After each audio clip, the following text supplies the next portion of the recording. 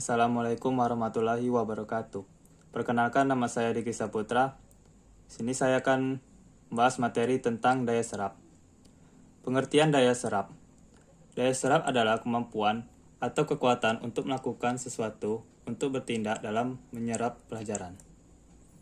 Faktor-faktor yang mempengaruhi daya serap, yakni faktor internal yang timbul dari individu peserta didik, faktor eksternal yang timbul dari luar individu peserta didik. Faktor internal terdiri dari dua, yaitu faktor jasmania dan faktor psikologis, yang membagi lagi faktor intelektif yang meliputi faktor potensial, yaitu kecerdasan dan bakat, serta faktor non-intelektif, yaitu unsur-unsur kepribadian tertentu seperti sikap, kebiasaan, minat, bakat, dan kebutuhan. Faktor lain yang mempengaruhi inteligensi: perhatian, penggunaan variasi suara, variasi dalam berinteraksi, variasi dalam penggunaan media dan alat pembelajaran. Faktor motivasi, keadaan jiwa individu yang mendorong untuk melakukan suatu perbuatan guna mencapai suatu tujuan. Pendidikan dasar, perlu didasari bahwa pendidikan dasar yang mendahului pendidikan tahap tertentu saling terkait. Faktor ekstern, dari faktor keluarga, ini cara orang tua mendidik, relasi antara anggota keluarga, suasana dalam rumah tangga, keadaan ekonomi keluarga.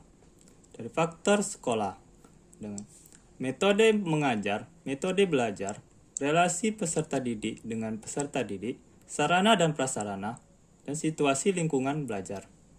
Dari faktor masyarakat, kegiatan peserta didik dalam masyarakat, teman bergaul. Faktor lain yang mempengaruhi daya serap, yakni pembawaan, kematangan, dan pembentukan. Fungsi daya serap siswa dalam belajar, yakni dapat meningkatkan pola pikir anak. Sebagai tenaga pendorong yang kuat, prestasi selalu dipengaruhi daya serap yang tinggi, dan dapat meningkatkan minat belajar dan dapat meningkatkan kualitas belajar siswa. Alat ukur daya serap, yakni tes formatif, memperoleh gambaran tentang daya serap siswa terhadap pokok bahasan. Tes sumatif, memperoleh gambaran daya serap siswa agar meningkatkan prestasi belajar siswa. Tes sumatif menetapkan tingkat atau taraf keberhasilan belajar siswa dalam satu periode belajar tertentu. Materi saya ambil tentang KPK dan FPB kelas 4 SD. Jelasannya, tidak hanya bilangan prima, kita juga harus ingat mengenai faktorisasi prima. Ini menjadi kunci penting untuk mempelajari kembali KPK dan juga FPB. Bilangan prima adalah bilangan asli dan memiliki dua faktor, yaitu bilangan itu sendiri dan angka 1. Umumnya, bilangan ini hanya dibagi habis dengan bilangan itu sendiri. Contoh dari bilangan prima adalah 2, 3, 5, 7, 11, dan seterusnya.